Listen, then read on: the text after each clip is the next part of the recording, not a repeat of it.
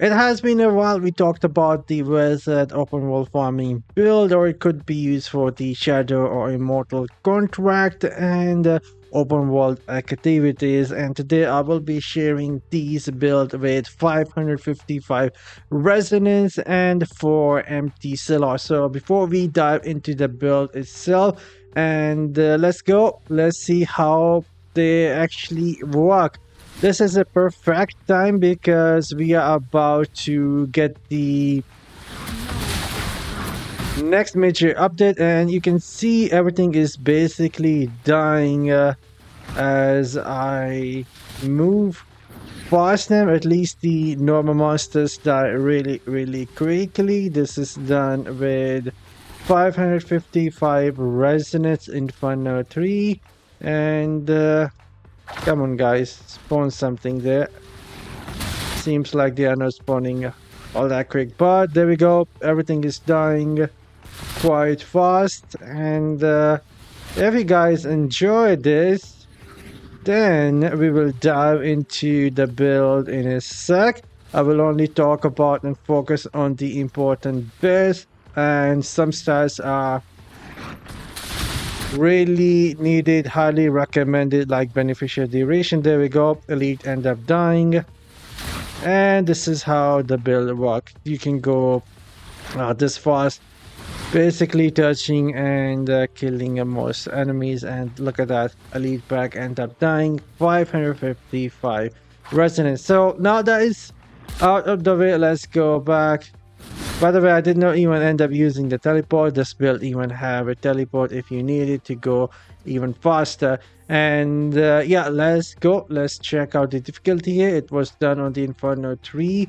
Again, with the 555 Rezo, I was using rank 5 Peen Clasp, rank 5 Mother Lament, and then I was using a rank 5 Everlasting, and I believe so, a rank 6 Moon Skull. That is all I had, and 4 empty slots, and 4 of these slots were indeed awakened. Now, what we need to get this result, the most important is going to be working on beneficial duration, getting the beneficial effect duration increase on some of the pieces. It could be the chest, pants, belt, and I believe boost comes with the beneficial effect duration increase as well. So try and get it on the chest, legs, belt, and boost. And what you can do is try and get the beneficial duration increase on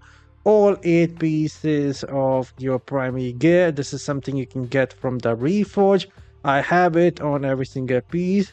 Duration of beneficial effect increase.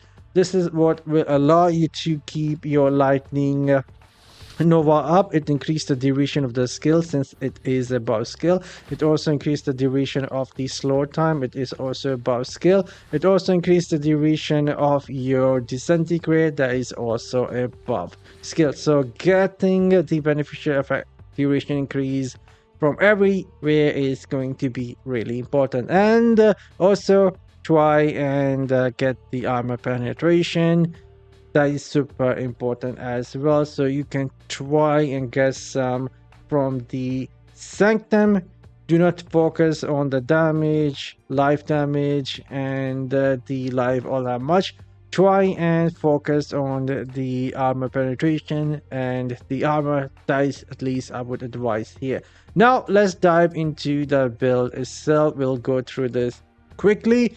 We are using Electrocute, Lightning Nova, Teleport, Slow Time, and Disintegrate.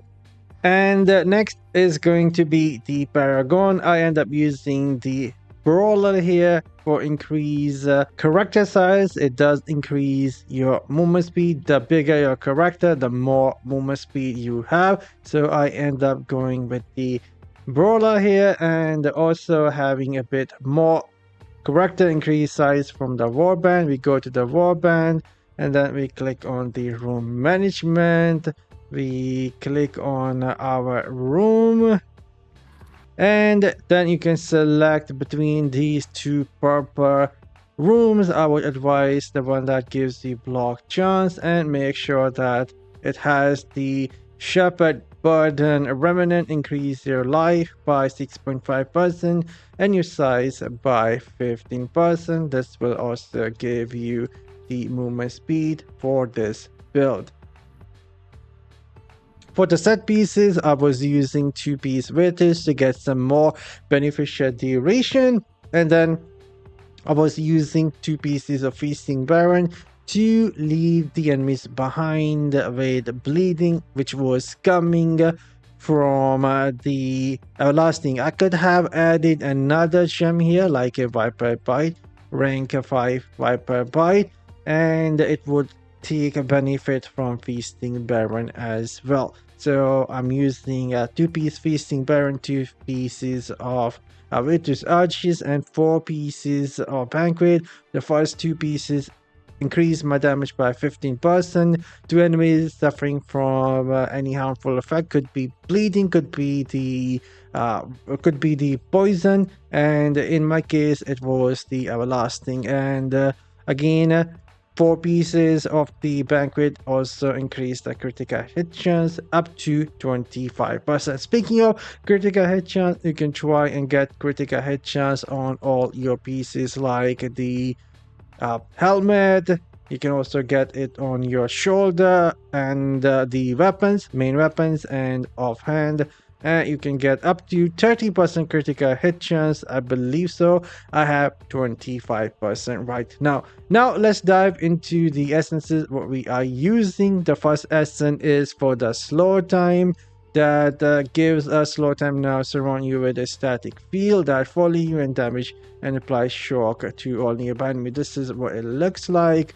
This is the skill here, the slow time helm, and our chest is for the Lightning Nova.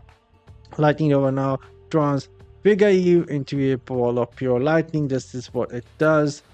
Give us 60% movement speed, makes you move unhindered through the enemy, and this is what we're using basically for the movement speed. And then the shoulder is for the disintegrate. The disintegrate now surround you with the entropy field, and then we are using another legs essence for the disintegrate. When disintegrate hit a shocked enemy, it unleashed a chain lightning. So this is how it looks.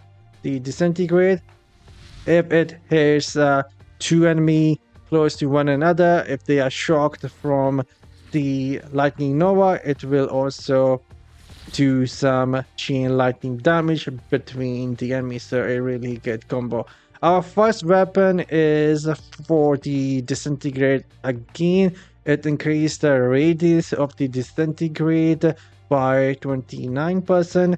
Otherwise, this radius is quite small for the skill, so we are making it bigger with our first main hand. And then Nick of Time, this is for slow time. It also increased the radius of the slow time, the skill here.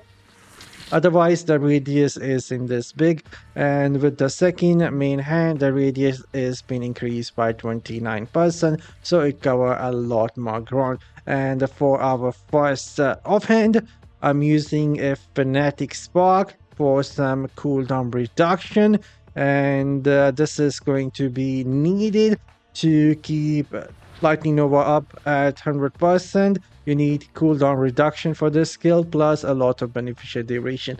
So this is what we're using as our first main hand, giving us that 18% cooldown. And I believe so if we add a rank 5 gem here, it does give us a bit more damage or cooldown. Let's check it out. It gives us a bit more damage, so awakening slot here is needed if you don't have it. Our second offhand is the Siphon. I am not using this or recommending this for the movement speed. You don't even get a movement speed out of this 60% movement speed. This will not work. But what will work with this Siphon is going to be that another 3.6% Lightning Nova cooldown on the top of 10% skill cooldown reduction, giving you that max 30% skill cooldown reduction for the Lightning Nova while I am using the Siphon. You can try and use something else here if you want, but this is what I would recommend to easily get that 100% uptime for the Lightning Nova. And again, I did that testing with the 555 resonance, and I would recommend like getting the armor penetration as well. So there we go, the best build open world farming or any sort of farming build for the wizard. I will be sharing a more build in the upcoming few days as we getting the next major update. A lot of new players will be coming to the game, wanting to fight Diablo and experience the story. And so stay tuned for more builds for the dungeon, raids, challenge rift, and some other activities inside of Diablo Immortal. I'm signing off. See you all in the next one. You guys have a great day. Later.